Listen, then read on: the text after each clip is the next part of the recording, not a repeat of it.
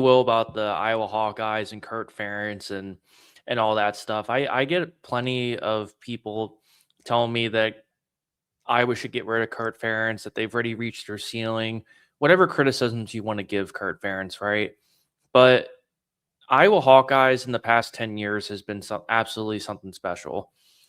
Over the past 10 full years, Iowa's only one of 5 programs in the country that have won at least 8 games every year. The only other programs that have done that are Alabama, Georgia, Ohio State, and Michigan. Only teams that have won 8 wins consistently over the past decade, every single year. I mean, that's definitely telling in terms of Kirk Ferentz as a coach. It tells him as a leader, and it tells you that he has built a program that, quite frankly, is going to be really hard to match, if ever. And now, fast forward to the end of this year, they're going to play Vanderbilt in the ReliaQuest Bowl down in Tampa, which is about 2 hours away from me. So I'm definitely going to be a game that's going to be on my radar. But as I watched the last game of the year versus Nebraska, I just couldn't help but realize to myself, and I've watched Iowa football throughout the year too, so I, you know, think I'm versed enough. But always, comments are always welcome. But nevertheless, I mean, Iowa just looked flat out dominant versus Nebraska. They came out aggressive. They controlled the tempo of the game.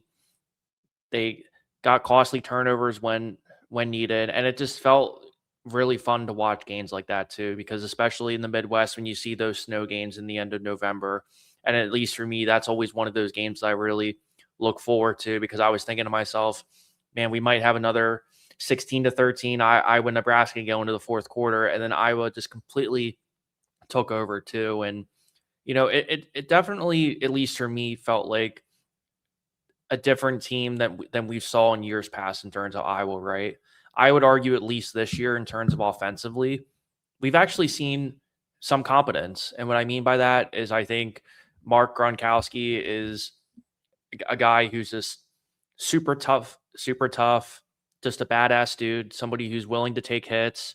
And I think a lot of Iowa fans would agree that I would love to see another season with him if they had some more wide receiver help, and also just being able to kind of see how much you can build off of that, right? Because I think as I was kind of going into the year, and I kind of asked myself, how come Iowa isn't then in that conversation of 10 or 11 wins, specifically in terms of the offense? I think of 3 reasons why Mark Gronkowski, why people kind of criticize him, right? I would say, first and foremost, how accurate is he as a passer when he's trying to push the ball downfield? Now, granted, outside of Jacob Gill, they don't really have a lot of weapons, and also, injury at the tight end position wasn't very ideal. Secondarily, you know, how much was that injury in the beginning of the year affecting his throwing motion, affecting his mechanics? I would argue, as the more and more we saw of Gronkowski, I think there were signs where at times he wasn't necessarily 100% healthy, especially when you're essentially relying on him to be your number one rusher as well.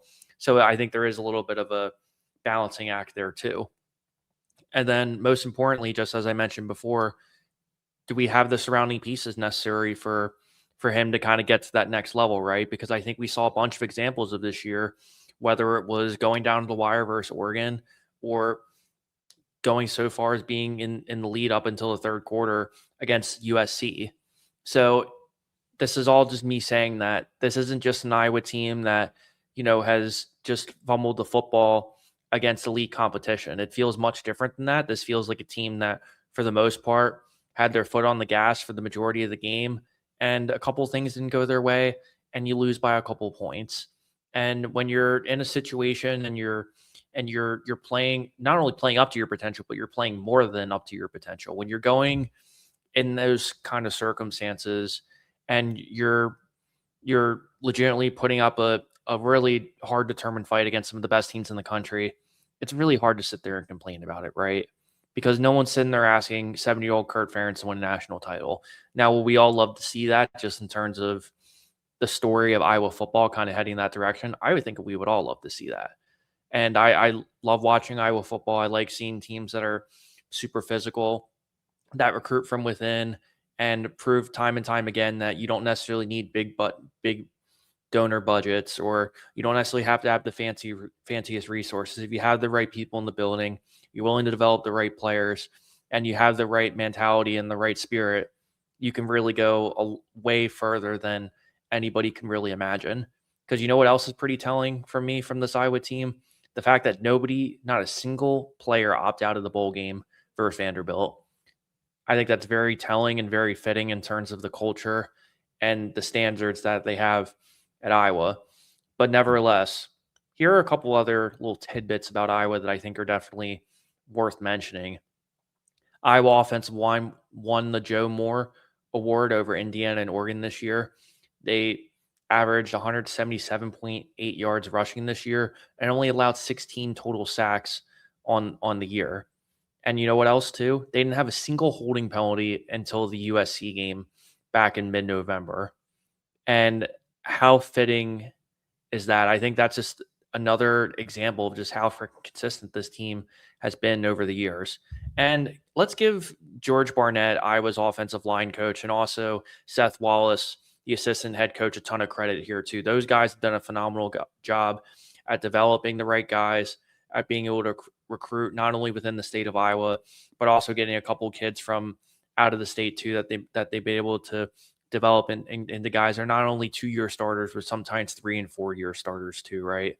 Because they utilize the same starting 5 for all 12 regular season games this year. And what's Iowa's bread and butter, really, right?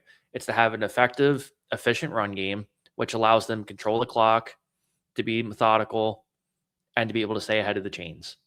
And they accomplished that this year against just about every team in the country. And granted, if you just look at it, if you look at a box score, you look at a stat sheet and you say, oh, well, they're 119th in the country. That must mean that they can't move the ball.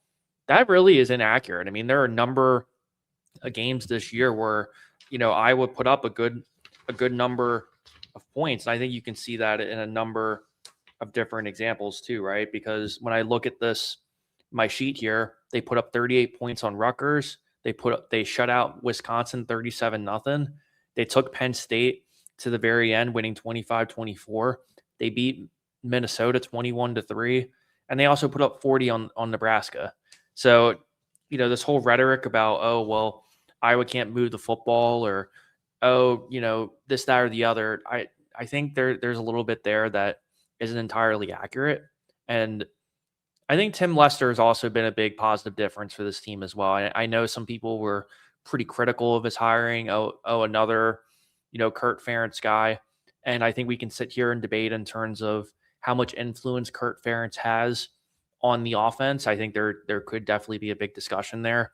But I think Tim Lester deserves a lot of credit. I think the playbook felt a lot more open this year. I think even though there are certainly limitations within kind of offense that they run, that they've been able to show signs of success in terms of being able to run the football. And you also kind of ask yourself, if they can get in the right quarterback again, who's a little bit of a bigger threat in terms of some of those explosive plays downfield, I think we could be talking about an Iowa team that could be a 9 or 10 win team next year, not just the standard eight wins that we are kind of accustomed to in terms of Iowa football. Because I mean, you don't really ever have to worry about the defense under Phil Parker, right? If he does coach next year and doesn't retire, it's going to be his 15th season at the helm. And, they've just been so consistent defensively that linebacking core is usually some of the best in the entire country. And, even too, when I look at the recruiting numbers here, just shy of the top 25 this year per On 3 Sports, 26th in the country, which is a pretty big improvement compared to last year where they were 33rd, a total of 18 total commits, 28% within state. And there are a couple of guys here that I think are, worth mentioning too, if you're an Iowa fan, in terms of, who to look out for, right? In terms of the linebacker room, you have Julian Mason and Kasen Thomas, two guys that could make a bigger impact, maybe a season or a season after. 5 of your top eight recruits were within the state of Iowa. And not to mention, too, you have a 4-star kid and Traden Bessinger, who threw for over 5,000 passing yards in high school. So he's a guy that can sling it in the right situation. So definitely be on the lookout for him. And also another 4-star tight end in Luke Brewer, who, obviously I just mentioned a couple seconds ago. They were struggling a little bit in terms of the tight end room just because of how they weren't as healthy in years past. And not to mention too, in terms of the overall stats in terms of the Big Ten, the only teams that Iowa sits behind in terms of recruiting is you have USC, Oregon, Ohio State, Michigan, Washington, Illinois, Indiana, and Minnesota. That is really not a bad spot to be in. I mean, all things considered, is the expectation should be the top 25 every year in terms of recruiting, right? But there's really nothing to complain about if you're Iowa.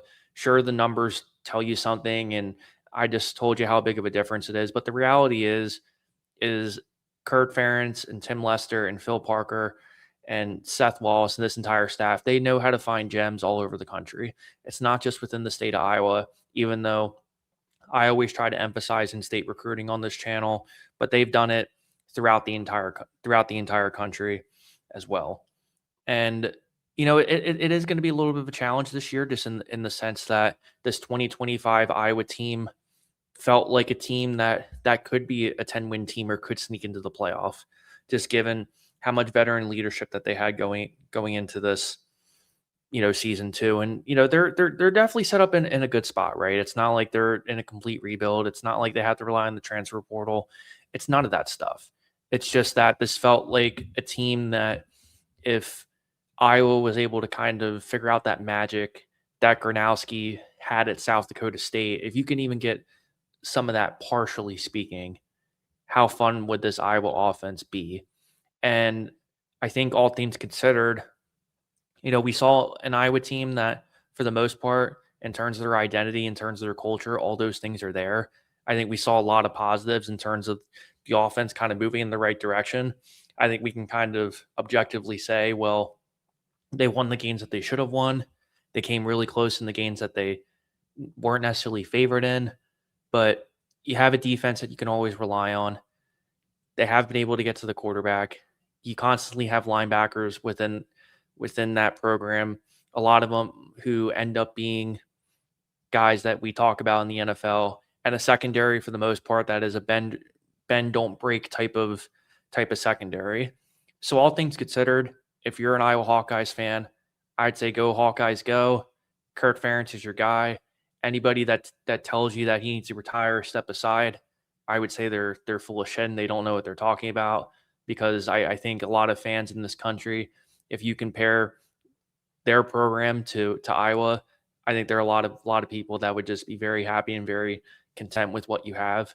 So I would say, if you're Iowa, stay the course, continue to stay disciplined, continue to play physical, continue to roll in the trenches, and let's see what they can do.